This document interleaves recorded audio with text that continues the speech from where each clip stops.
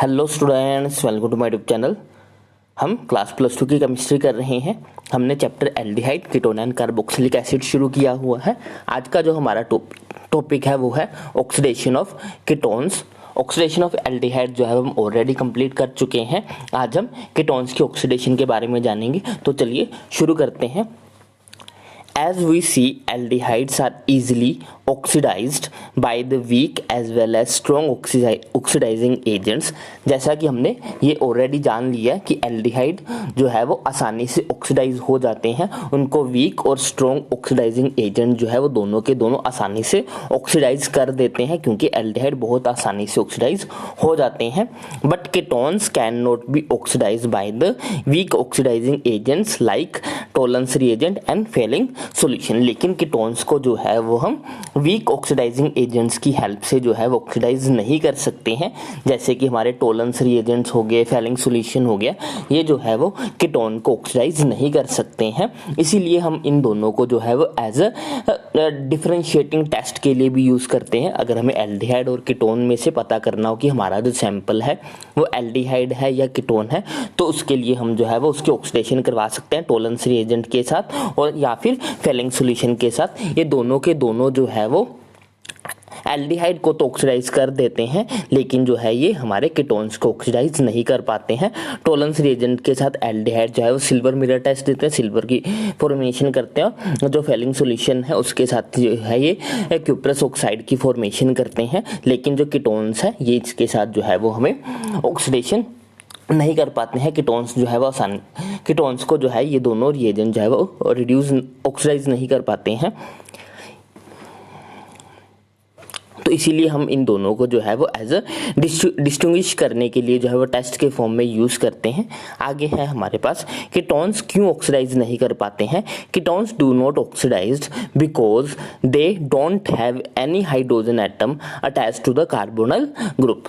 Ketones इसीलिए oxidise नहीं कर पाते हैं क्योंकि उनके पास कोई भी हाइड्रोजन एटम नहीं होता जो कि डायरेक्टली कार्बोनल ग्रुप के साथ अटैच्ड हो। अगर हम फंक्शनल ग्रुप देखें एल्डिहाइड का, तो उसमें जो है वो एक हाइड्रोजन एटम जो है वो कार्बोनल ग्रुप के साथ डायरेक्टली अटैच्ड होता है। लेकिन अगर हम in the case of ketones देखें तो कीटोन्स के साथ जो है वो कोई भी H ग्रुप जो है वो डायरेक्टली कार्बोनल ग्रुप के साथ अटैच्ड नहीं होता। इसी कारण जो है वो हमारे कीटोन्स जो है वो आसानी से ऑक्सीडाइज नहीं हो पाते हैं। Therefore they can not be oxidise without the cleavage of carbon carbon bond. इसीलिए अगर हम इनको ऑक्सीडाइज करना चाहते हैं तो हमें जो है वो कार्बन कार्बन बॉन्ड को जो है वो ब्रेक करना पड़ता है। कार्बन कार्बन बॉन्ड की क्लीवेज होगी, और जो कि स्ट्रॉन्ग ऑक्सीडाइजिंग एजेंट ही कर पाते हैं। वीक ऑक्सीडाइजिंग एजेंट जो है वो बॉन्ड की क्लीवेज नहीं करवा पाते, इसलिए जो है वो कीटोन्स को ऑक्सीडाइज नहीं कर पाते।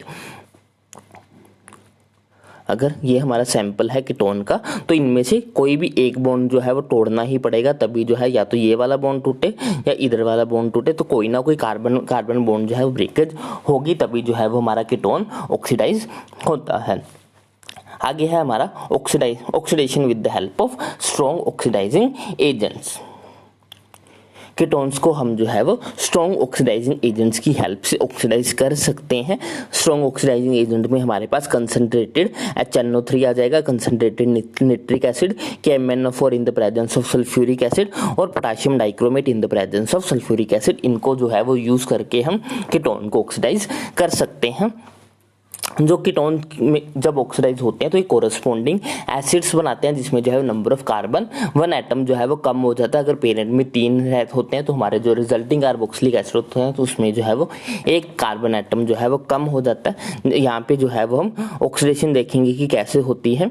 हमारे पास जो है वो एक अनसिमेट्रिकल कीटोन है, एक तरफ जो है वो मिथाइल ग्रुप लगा और दूसरी तरफ जो है वो हमारे पास प्रोपाइल ग्रुप लगा है। ये दो तरफ से जो है दोनों तरफ से जो है बॉन्ड ब्रेकेज हो सकती है, या तो ये वाला बॉन्ड टूटे या ये वाला बॉन्ड टूटे, तो दोनों के अलग अलग प्रोडक्ट बनेंगे। तो हम इसको ऑक्सीडाइज कर रहे हैं इन the presence of concentrated nitric acid, जो कि एक स्ट्रॉन्ग ऑक्सीडाइजिंग एजेंट है, जो कि इसको जो है वो ऑक्सीडाइज करेगा। तो अगर क्लीवेज इधर से बॉन्ड टूटता, अगर ये वाला बॉन्ड टूटता तो ये सारा ग्रुप अलग होगा और इसके साथ जो है वो हमारा OH ग्रुप अटैच हो जाएगा, तो हमारे पास जो है वो एसिटिक एसिड की फॉर्मेशन होगी यहाँ पे। और साथ में इधर से ये ग्रुप बचेगा, यहाँ पे हमारे पास CH3 CH2 और ये वाले हाइड्रोजन हट के इसके साथ जो है वो हमारा OH ग्रुप लगेगा, तो साथ में हमारे पास जो है वो प्रोपनोइक एसिड जो है वो बनेगा। तो ये दोनों प्रोडक्ट जो है वो बनेंगे अगर हमारा क्लीवेज ए की तरफ से इधर से हमारा बॉन्ड जो है वो ब्रेक हो। अगर हमारा क्लीवेज बी की तरफ से होता, इधर से बॉन्ड टूटता, तो सारा कार्बोनिल ग्रुप जो है वो इसके साथ रहता, तो हमारे पास एक प्रोडक्ट बनता ये CH3 CH2 CH2 C double bond O OH, और इधर से हमारे पास जो है फॉर्मिक एसिड बनता। तो ये हमारे प्रोडक्ट बनते अगर हमारा बी की तरफ से जो है वो क्लीवेज होता। लेकिन इसमें से जो है वो हमारा मेजर प्रोडक्ट तब बनता है जब हमारा क्लीवेज जो है वो ए की तरफ से हो। ये वाले प्रोडक्ट हमारे जो है वो मेजर प्रोडक्ट बनेंगे, और जब क्लीवेज हमारा बी की तरफ होगा तब हमारे जो प्रोडक्ट बनेंगे वो माइनर प्रोडक्ट बनेंगे। अब ऐसा क्यों है, ऐसा जो है वो एक्सप्लेन किया जा सकता है पॉप-अप रूल की हेल्प से। पॉप-अप रूल की हेल्प से जो है वो हम इसको जस्टिफाई कर सकते हैं। ये रूल क्या कहता है, ये रूल कहता है कि अगर हमारे पास कोई अनसिमेट्रिकल कीटोन हो तो जो कार्बोनिल ग्रुप होगा, जो कीटो ग्रुप होगा, वो हमेशा उस तरफ उस के साथ रहेगा जहाँ पे जो हमारा अल्काइल ग्रुप हो छोटा हो साइज में, वो हमेशा छोटे साइज के अल्काइल ग्रुप के साथ रहेगा। अगर एक तरफ 2 है और एक तरफ जो है वो 3 कार्बन की चेन है, तो जो कीटो ग्रुप है वो हमेशा 2 वाले के साथ रहेगा। तो ये ग्रुप पॉप-अप रूल ये कहता है कि जो अनसिमेट्रिक कीटोन के केस में हमारा जो कीटो ग्रुप है वो हमेशा छोटे अल्काइल ग्रुप के साथ जो है वो रहता है। इसीलिए जो है वो हमारी क्लीवेज ऊपर वाली रिएक्शन में हमारी क्लीवेज जो है वो अगर ए की तरफ से होती है तो हमारा कीटो ग्रुप जो है वो छोटे अल्काइल ग्रुप के साथ रह जाएगा। अगर हमारी क्लीवेज जो है वो बी की तरफ होती तो हमारा जो कीटो ग्रुप है इस बड़े अल्काइल ग्रुप की तरफ चला जाता, जो कि पॉप-अप रूल के अगेंस्ट है। तो पॉप-अप रूल के अकॉर्डिंग जो है वो हमारा कीटो ग्रुप हमेशा उस तरफ रहता है जिस तरफ जो है वह अल्काइल ग्रुप छोटा होता है। तो ये तो थी oxidation of ketones with the help of strong oxidising agent. I hope आपको ये अच्छे समझ में आ गई होगी। अगर आपको कोई भी डाउट या फिर आपकी कोई भी सजेशन हो तो आप कमेंट सेक्शन में लिख सकते हैं। अगर आपको वीडियो अच्छी लगी हो तो इसको लाइक करें, शेयर करें, चैनल को सब्सक्राइब करें। Thanks for watching, bye bye, take care.